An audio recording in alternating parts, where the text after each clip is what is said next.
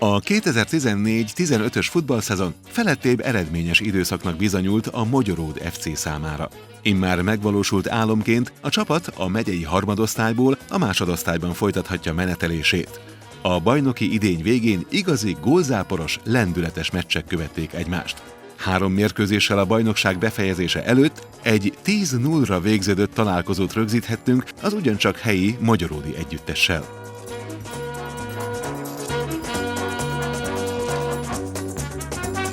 Meggyőző a fölény, és a harmadból másodosztályba kerülés nem csupán matematikai látszik biztosítottnak. Köszönjük szépen, valóban a mérkőzést eléggé megérdemelten és nagy gólaránnyal sikerült megnyernünk, úgy gondolom. 2 csapat közötti különbség azt hiszem, hogy jól látható. Szeretnénk ugye a magasabb osztályban is majd további sikereket elérni, úgyhogy reméljük, hogy sikerül majd a másik vagy a következő egyen magasabb osztályban is hasonló és szép eredményeket elérnünk. Láthattuk a mérkőzés alatt, hogy szinte nem volt olyan másodperc, amikor ne robbant volna rá azonnal a Mogyoród FC focistája, játékosa a felkínálkozó lehetősége, még akkor is, amikor látszólag reménytelen volt a helyzet. Nem véletlen a fantasztikus gól különbségű eredmény. Köszönjük szépen, de ezt leginkább ugye szerintem az edző kollégáknak és a játékosoknak kell megköszönni, ugye akiket már itt említettünk név szerint is, ugye, mint vezetőedző ugye a Dukon Béla és a mellette dolgozó pályaedzője Ribai Attila. Nyilván második rész ugye a játékosoknak a mentalitása és hozzáállása, akik pedig úgy gondolom, hogy ma is példaértékűt mutattak ebben a részében, és reményeink szerint ugye ez a jövőben is így lesz, egy osztállyal följebb is. Azt mondtad, a ligát lábadon, de hát egy ilyen hajtós, fantasztikus mérkőzés után ekkora gólkülönbséggel nyerve, ugye 10-0 lett a végeredmény, igazán nem csodálkozhatunk ezzel. Igen, megtett mindent a brigád, hál' Istennek ki is jött a lépés.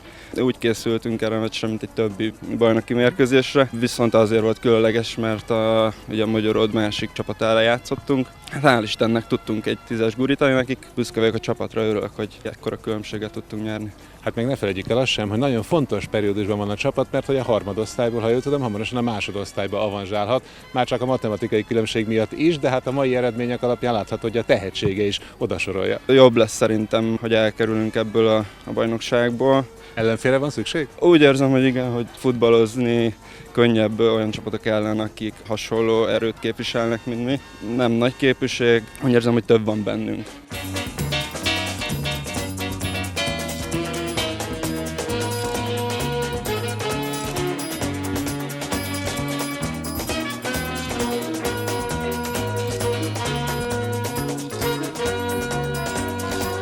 Látható volt, hogy nem volt olyan másodperc, hogy a csapat kihagyott volna akár csak egyetlen felkínálkozó lehetőséget is. Látta ezt a kibic a partvonalról, de hogy látta az edző? Volt-e magas a vérnyomása a meccs közben? Nem igazán. Megmondom őszintén, hogy megpróbálják ezeket a párosmérkőzéseket ilyen rangadónak beállítani, de én szerintem a 2 csapat között akkora különbség, hogy nincs értelme rangadóról beszélni. Minden mérkőzést meg kell nyerni. Most pont ők voltak soron, akiket meg kellett verjünk. Ugye ez 10-0, ennyi különbség van a 2 csapat között. Beszélgettünk egy játékossal, aki azt mondta, hogy talán jobb is, hogyha sikerül átlépni a másodosztályba, hiszen a csapat ismét ellenfelekhez jut végre, és a fejlődése ezáltal is biztosított. Hogy látja ezt a vezetőedző? Igen, hát végül is nekünk nem ez az osztály való. Tehát az tény, hogy ez a csapat kimagaslik ebből az osztályból. Egy följebb lévő osztályban biztos lesznek majd nehézségeinknek. Mi sem ígértük meg azt, hogy ott minden mérkőzést meg fogunk nyerni, de hát természetesen arra törekszünk, hogy minél jobban szerepeljünk. Az egy erősebb bajnokság lesz. Remélhetőleg egybe tudom tartani a csapatot, és nem lesznek olyan játékosok, akik elmennek tőlünk, bár ez senki nem jelezte. Ha mi egybe tudunk így maradni, és ezt a formát mondjuk át tudjuk menteni jövőre, bár ez mondom, hogy teljesen más bajnokság lesz, akkor nem lesznek gondjaink.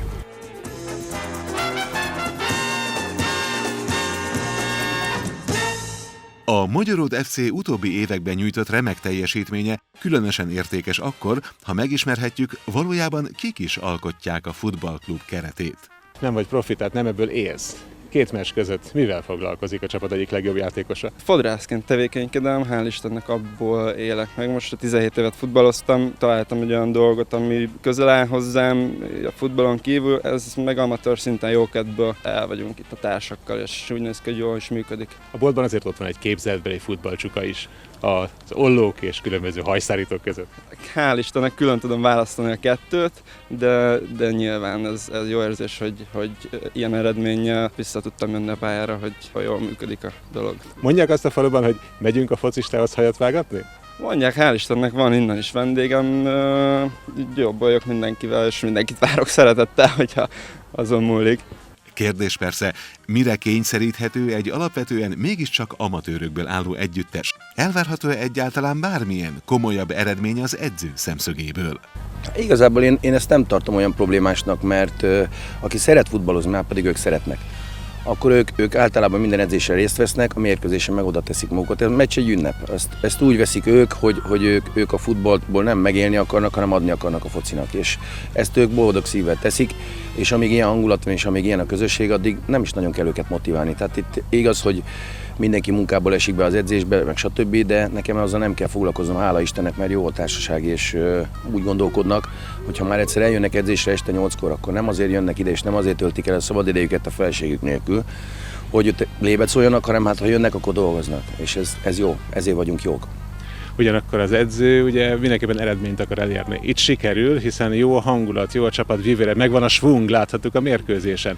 Na de elvárható-e az edzőtől, hogy azzal az izgalommal készítse a csapatot, ahogy amelyik egy profi együttest készítene?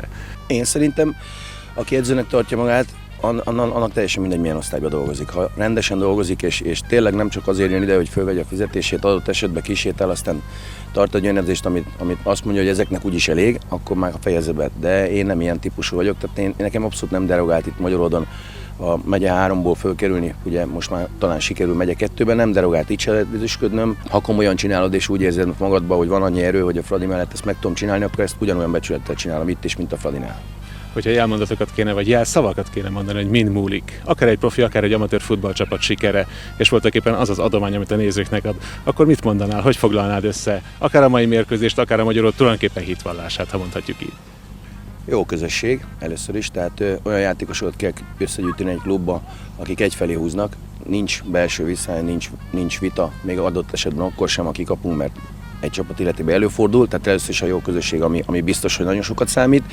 Jó barátok, munkára foghatóak, tisztelik egymást, elismerik egymás játéktudását, senki nem gondolja magát Messinek, Ronaldónak, viszont kutyáknak se. Tehát azt azért nekem könnyű így dolgoznom velük, mert mondom még egyszer, nagyon normálisan állnak hozzá az egészhez, és ők is bajnokságot akarnak nyerni, mert az bármilyen osztályban, ez legyen a legalacsonyabb, mint ahol most mi vagyunk, akkor is nagy szó egy bajnokságot megnyerni, és nekik ez lehet, hogy egy életre szól, mert bajnok volt. Ennyi.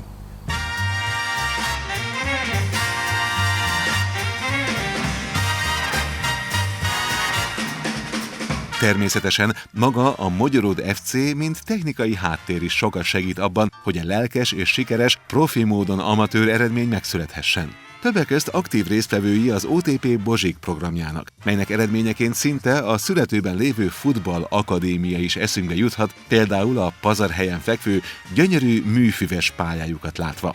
Van is rá igény, hiszen nem csak a felnőtt csapat foglalja a műfüves pályaidőt. Ez mondhatni, hogy egy adóász a kezünkben, tehát valóban ez nagyon segít ugye az amatőr szinten végzett professzionális munkát. Reményeink szerint hamarosan a műfüves pálya mellett egyébként megjelenik majd a füves pályánk is, és akkor azt is fogjuk tudni használni. Jó néhány utánpótlás korosztály ugye szerepel. Bizony az edzéslétszámoknak a beosztása az most már nehézkes, tehát a füves pályára is szükségünk lesz majd. Hál' Istennek azt kell, hogy mondjam, hogy az önkormányzattal együttműködve sikerült egyébként az MLS-nek a pályaépítési programjában is egy kis műfüves pályára vonatkozó pályázatot is sikeresen abszolválnunk, és reményeink szerint ez év őszére vagy jövő év tavaszára ez a kis műfüves pálya is meg tud épülni. Ami hát ugye leginkább a kiskorosztályok számára lenne hatalmas előny, mert hogyha ezt be tudnánk fedni, akkor telente nem kellene terembe menni, hanem itt a sporttelepen tudnánk ugye mindent lebonyolítani. És hát ugye a TAO és ugye a Bozsik programmal együtt ugye rögtön megemlítem ezt is, ugye a sportfejlesztési program, TAO pályázat és egyebek, ennek is ugye szerves részesei vagyunk. Éppen ezért most a polgármester úrral, alpolgármester úrral már egyeztettünk is annak a tényéről, megnövekedett ugye gyereklétszámon kell gondolkodnunk, hogy az öltözőépületnek a felújítása, korszerűsítése is ugye mindenképpen erre is időt kell és energiát kell szakítanunk, és a következő pályázatunkban ezt szeretnénk velük együttműködve megvalósítani. Jelen állás szerint úgy gondolom, hogy ezzel nem is lesz gondunk, és az önkormányzat ugye a szokott módon ebben partner lesz, és akkor ennek megfelelően ezeket a célokat is meg tudjuk valósítani majd. minél többen jönnek ide, minél többen vannak a futballpályán, a gyerekek közül nekünk annál jobb. Ennek szerves részeként mi az idén például egy külön ovis programot is megkezdtünk együttműködésbe a települési pillangós óvodával, ahol 25-30 gyerekkel tudunk foglalkozni hetente. Nem a foci van, mint központi téma a sportfoglalkozások alkalmával a középpontban, hanem az egészséges életmód, mozgás, és aztán, hogy utána a gyerekek közül akár fiúk, lányok, mert ugye a Pozsikban ugye a lányok együtt vannak még a fiúkkal, és ők is föltévednek ide a pályára, és utána itt fognak futballozni, hát akkor mi annak csak nagyon fogunk örülni, és köszönjük a szülők, pedagógusoknak vagy tanároknak a segítségét.